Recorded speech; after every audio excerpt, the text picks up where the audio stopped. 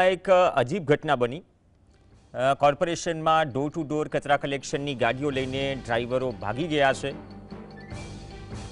જેને લઈને કોર્પોરેશન તંત્રમાં ખળભળાટ મચ્યો છે। વાત એમ છે કે કોન્ટ્રાક્ટરે પગાર ન આપતા ડ્રાઈવરો રોષે ભરાયા અને ડોર ટુ ડોર કચરા કલેક્શનની જે ગાડીઓ છે તે લઈને પોતાના વતન પહોંચી ગયા। 5થી વધુ ગાડીઓ લઈને ડ્રાઈવરોએ પોતાના વતનમાં ગાડી પાર્ક કરી કોન્ટ્રાક્ટર પાસેથી પગાર માંગ્યો। ડ્રાઈવરોના આવા વલણથી વડોદરા કોર્પોરેશન આખરે હરકતમાં આવ્યું છે। જે ડોર ટુ ડોર કલેક્શન થાય છે, જેનાથી રોજેરોજ સવારે કે રાત્રે કચરાનું કલેક્શન કરવા માટે ગાડીઓ આવે છે। પ્રશ્ન અહીંયા એ કર્મચારીઓનો છે, એ ડ્રાઈવરોનો છે કે જે ડ્રાઈવરને પગાર ન મળ્યો તો પછી એ ડ્રાઈવર આ વાહન લઈને પોતાના વતન જતા રહ્યા અને કોન્ટ્રાક્ટર પાસેથી પગારની માંગ કરી।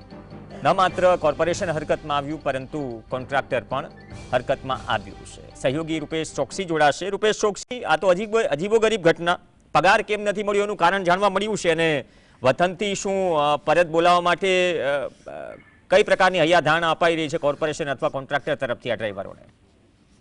બિલકુલ પ્રવીણજી, આપની વાત બિલકુલ સાચી છે। હૈયાધારણ અપાઈ રહી છે, મનાવવાના પ્રયાસ ચાલી રહ્યા છે અને સામાન્ય સંજોગોમાં એક અધિકારીએ એમ પણ કીધું છે કે આ લોકો જે ડ્રાઈવરો છે કેટલીક વખત પોતાનું વાહન કીધા વગર પણ પોતાના માદરે વતન લઈને જતા રહેતા હોય છે, પરંતુ આ વખતે આ ડ્રાઈવરોએ જે આક્ષેપ કર્યા છે કે એમનો પગાર નથી થયો અને પગાર નહીં થવાને કારણે તેઓ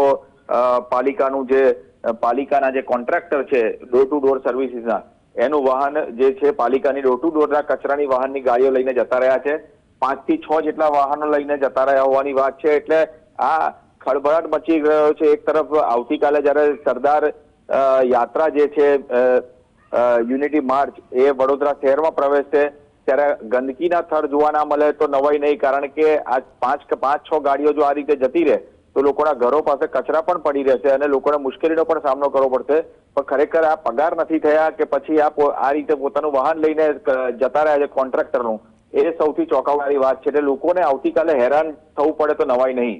જી ધન્યવાદ રૂપેશ સમગ્ર અપડેટ।